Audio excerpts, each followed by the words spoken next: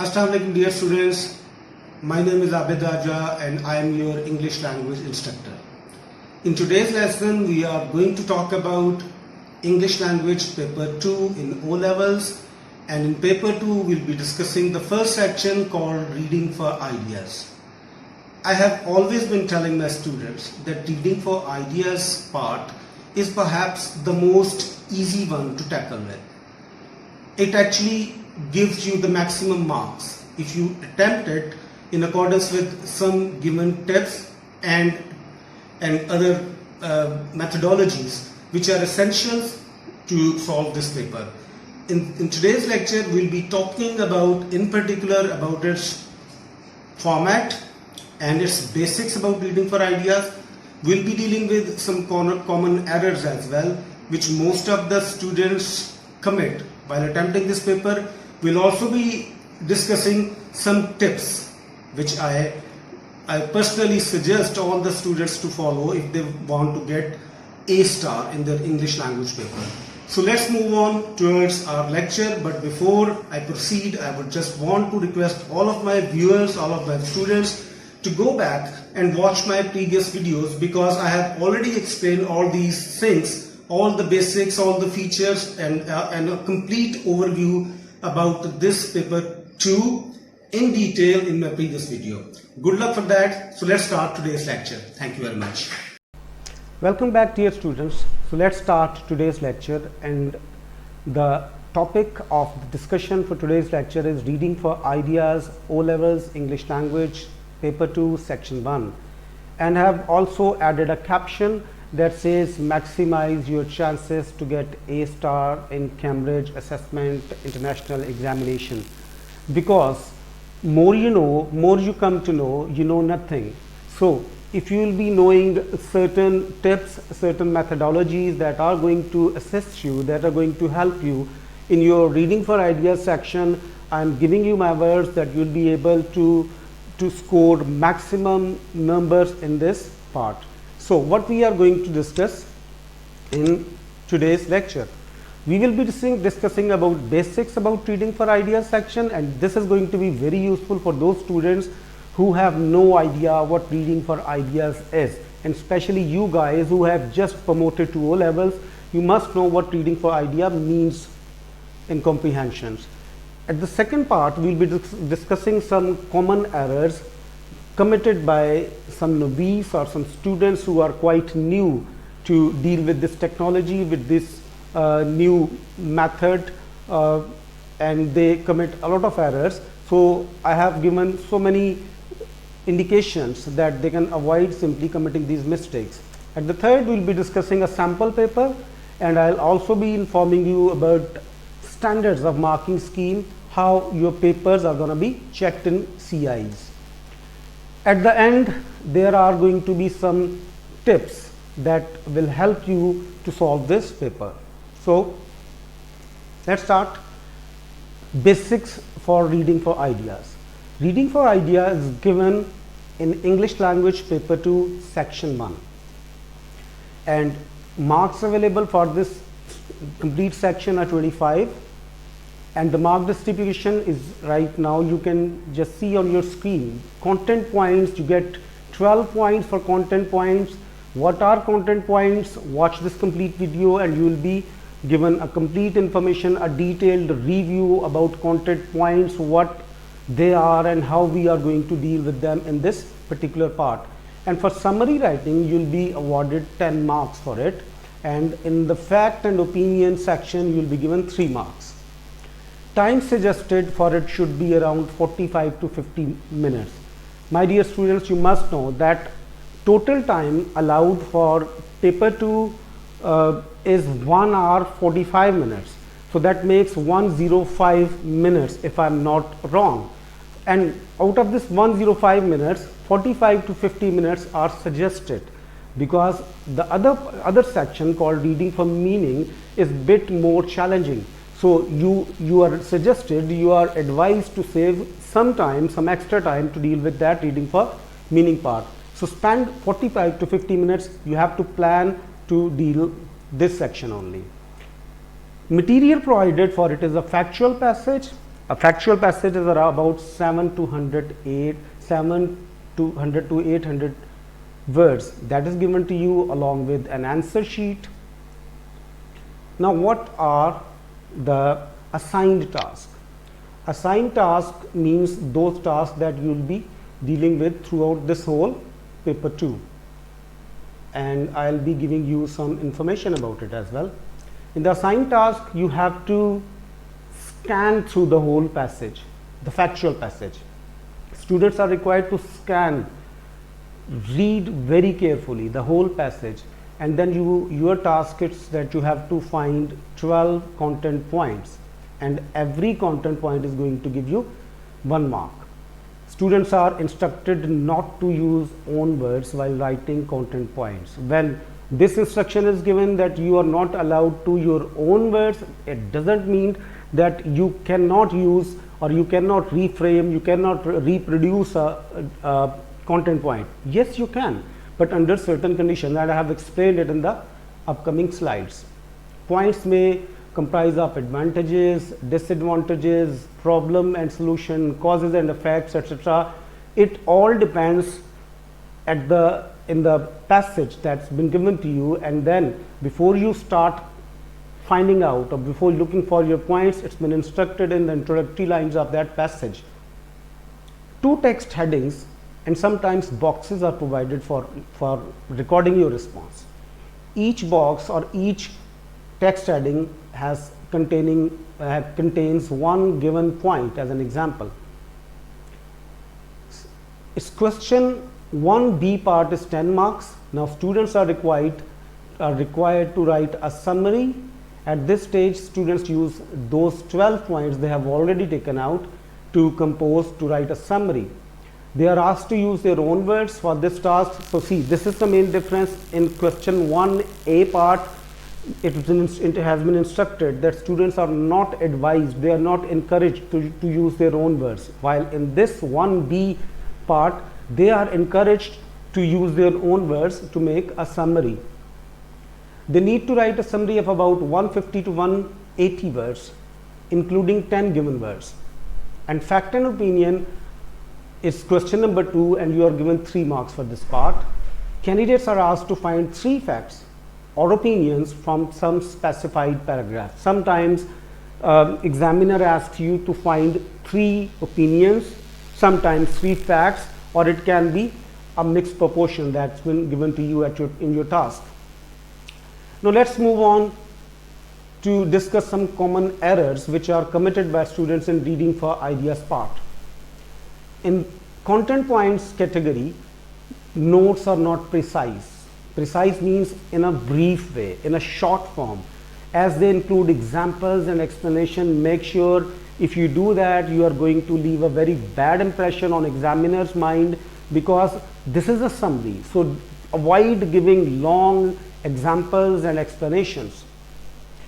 All points are not written under relevant heading. Let's say you are writing or you are finding the advantages of internet, and then you find an advantage, but unfortunately you are going to write that advantage under the heading of disadvantage. So that's not going to be acceptable, and you'll have to face the music for that.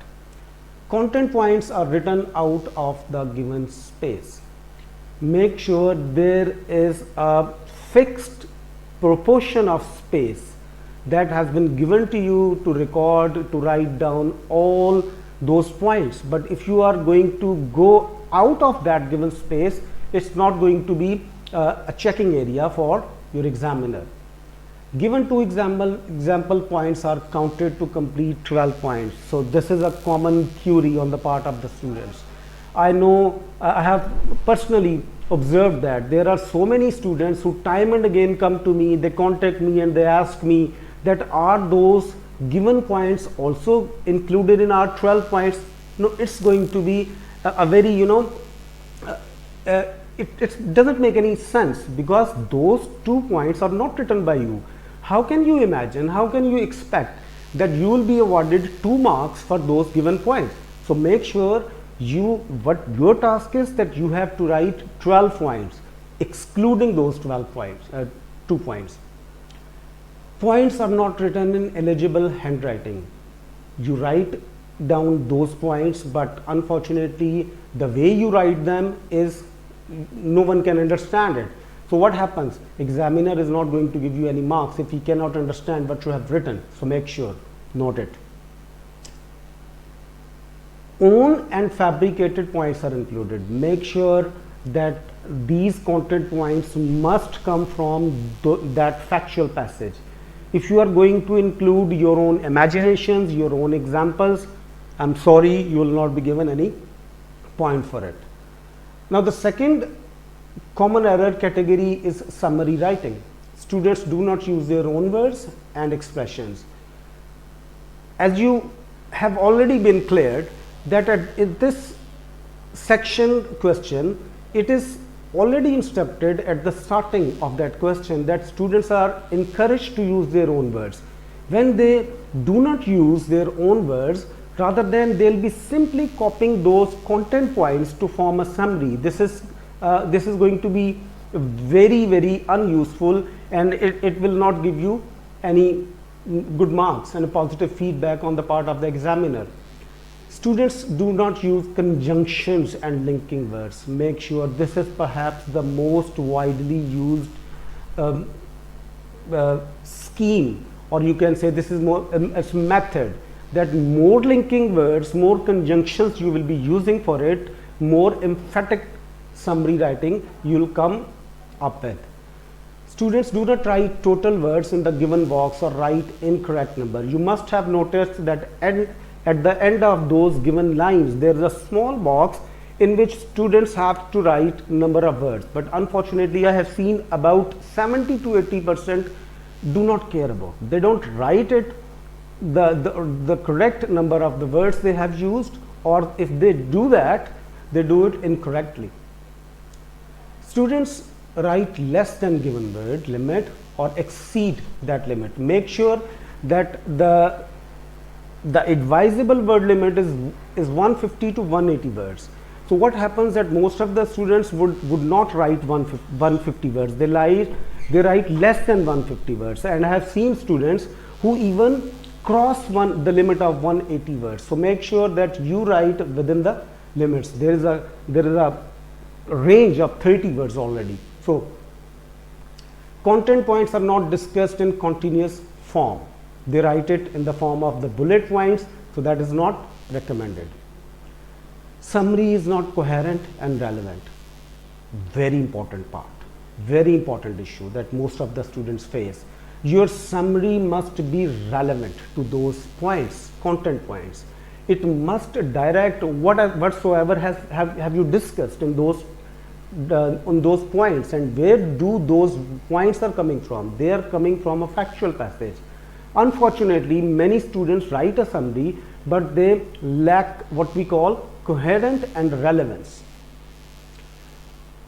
In the fact and opinion, fact or opinion is not extracted from the specified paragraph. This is the most commonly found mistake as well. You see, sometimes the examiner asks the students to find a fact or an opinion from paragraph number 3. Unfortunately, students just ignore this, they take it for granted, and they write a fact from, let's say, paragraph number 1, or they write an opinion from paragraph number 1. So that is a mistake because you have ignored the instructions. So make sure before you write your fact, your opinion, you must write it from the paragraph you are instructed of. Whole paragraph is written instead of a single fact or opinion. Rather than writing a single fact, what most of the students do, they just copy the whole passage, the whole paragraph, and they write it over there. This is not going to work, I'm telling you. Students sometimes leave this part unattempted. You must know that there is no negative marking involved in reading for ideas. So what is going to happen, by the way? Maybe it's going to be wrong. So at least you must attempt this rather than leaving it unattempted. More than 2 facts or opinions are written, so make sure if you have written 2 facts, when 1 fact is being asked, then only the first one will be checked and the second one will be ignored. Now, we are on tips for reading for ideas. I advise all of my students to follow these tips if they want to score maximum marks in reading for ideas section. Number one, you have to read the passage carefully to understand the text. I personally think that just your bird's eye view will tell you that what the whole passage is about, factual passage. Because you see, when you just see it, when you for the first time, there is a heading, for example, internet, or for example, online shopping, for example, anything. So only that heading is going to tell you what the whole passage is going to be about. So you will have an idea about the whole passage, and after that, make sure you are going to read the whole passage carefully to understand the text. Because if you will proceed without understanding the text, you are going to end in futility. You will not be able to get the maximum marks. While reading, I would advise you must have a lead pencil in your hand. Why? Because you will be underlining that while throughout your first reading, you will be underlining the advantages and encircling the disadvantages. For example, if it is you are finding advantages and advantages, as you are reading, you will be underlining all those advantages you have come across, and then you will be encircling all those advantages. And in the same way, let's say there are some problems and solutions, so you will underline the problems and encircle the solutions. Content points should be brief, precise and accurate. As already discussed, that please avoid giving very long and lengthy explanation and examples. Do not ignore examples, see, and explanation in your own words. Try not to use your own words. But yes, sometimes if you will use your own words, it doesn't mean that if you have come out with correct knowledge or information, examiner is going to give you marks, but it's not recommended. Yes, you can reframe a sentence or you can shorten it. You should write 3 extra points. This is my personal opinion. I advise you that please write 3 extra points in case one of your point is incorrect, so you are going to get an advantage. Maybe the examiner going to award you a mark from those 3 extra. Use a separate new line for a new bullet point.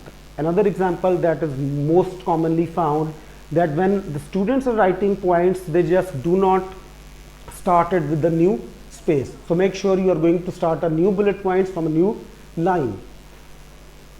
Avoid repeating a point in different words. So if you will be repeating all the points in different words, it's going to be a problem for you guys. So make sure whatever you write, you must know you write it in a coherent and relevant way. So the next category is 1B, we call it, and this is the summary writing part. So you are advised to follow certain tips as well. You must write a summary of about 150 to 180 words, including those 10 words already given. Try to use your own words here. You can rephrase and restructure the points using some synonyms. I advise you to make a vocabulary or a word bank. You must know at least 2 to 3 synonyms for every word, or try developing a habit these days that try to learn at least 5 to 10 words new and write them somewhere. So it's going to be giving you advantage. You need not to discuss all content points in your summary. Make sure you have written 15 content points, and we do understand that now you are going to write 150 to 180 words for its summary. It is not a must that you have to discuss all those 15 points here. No matter, don't worry if you are unable to discuss them. If you have discussed 8 or 10, it's all right. Use conjunctions and linking words. Again, this is very important for your summary. Use this acronym to help you link sentences. What is that? So see, I'm going to give you an acronym for linking words or conjunctions. I advise my students to please just save it somewhere, take a piece of paper and pause this video and then write it somewhere, because I am afraid that you probably won't be able to see this video all the time. So if you have saved these acronyms or mnemonics, you will be able to just save it in memory on the from that given piece of paper, and you'll be using it. And by the way, it's not only useful for this reading for ideas, it will be very useful to you for other compositions and writing as well. So what are those acronyms? Number one, it's fanboys. Fanboys. So there are 7 letters: F-A-N, fan, P-O-Y-S. Every letter is bringing a linking or conjunction clue for you guys. So see, fan, F stands for, A stands for and, N for nor, B for but, O for or, Y yet, S so. So fanboys. Utilize this acronym while you are writing a summary. The second is I saw our boob. I saw our boob is another acronym, a mnemonic that can be very helpful, and it can assist you while you are writing a summary. I saw our boob. So it has if, since, as, when, although, while, after, before, until, because. Write it somewhere, pause this video, come back and then rejoin the video again. I can wait for you.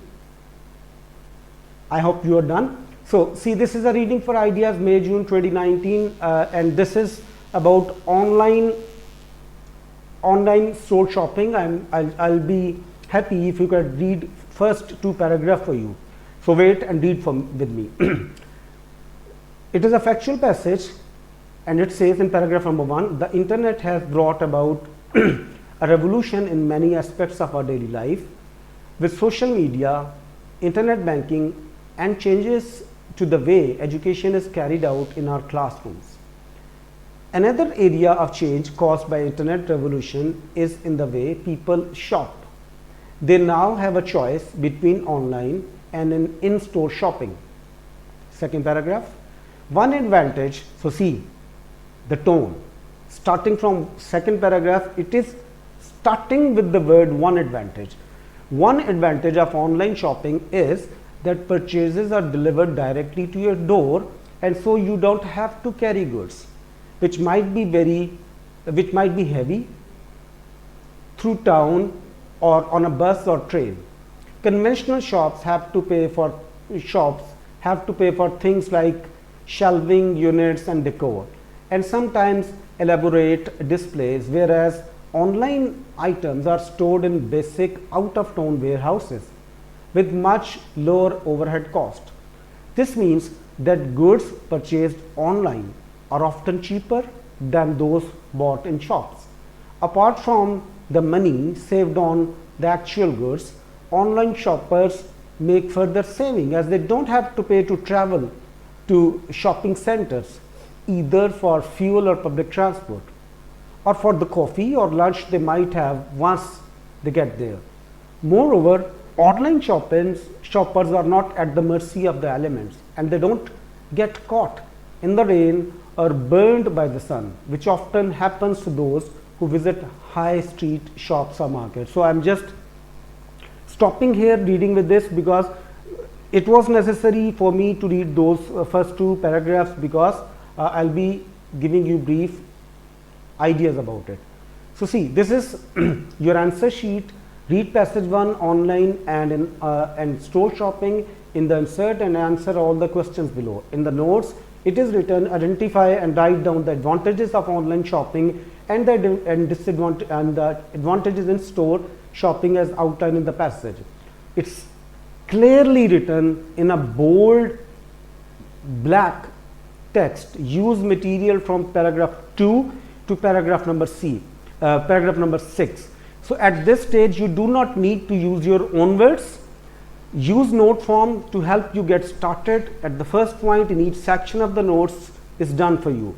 You may find it helpful to use bullet points when listing the content points. So in the content points part, you can see the main heading is excuse me, advantages of online shopping, and the first example is already done. Online purchases are delivered directly to your door. I'm just giving you 3 seconds and then going back. I just want you to just save or just scan this information from paragraph number 2 and find out single advantage and then stick to it. Have you? Now let's move on. So what can be the first advantage? Yes, goods are cheaper than those bought in store. See, I have just reframed it. I have just taken it. I have just ignored some words and then written the passage. And if I go back again, can you point out any other advantage from paragraph number 2? When you will read it, you will come to know that sometimes it looks that there are so many advantages given in paragraph number 2, but unfortunately you might be wrong, because see, what can be the second? Shopper further save as they don't have to pay for transport. So I suggest you please dig deeper in your reading, and so that you can get the idea. Okay, this is a summary writing part, and then I have explained in detail what you have to do. You have to write a 150 to 180 words, and it's bold that you are encouraged to use your own words. Let's move on to fact and opinion. Give one opinion from each of these paragraphs. So see, there is an instruction. He has asked you to find 3 opinions from different paragraphs, namely paragraph 3, paragraph 4, paragraph number 5. What a fact is? A fact is a statement that is true and can be proven or verified objectively. Wherever you go, whosoever you ask, a fact is a thing that can be proven by anyone.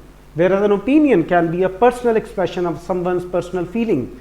It may or may not be true. It can be writer's craft. It can be a writer's own personal opinion. So whenever you are finding these fact and opinion things, you have to consider its definition in mind. So that brings us to the end of the video. Thanks for watching. Thanks bearing with me, and I hope you have understood the ideas which I have tried to elaborate. If still you have any question, or you have some feedback to share with me, I request you all to please contact me at my given email abidbajwa@hotmail.com, or you can WhatsApp me at 92333 6101052. Take care, have a good time, and see you soon with another lecture. Thank you very much.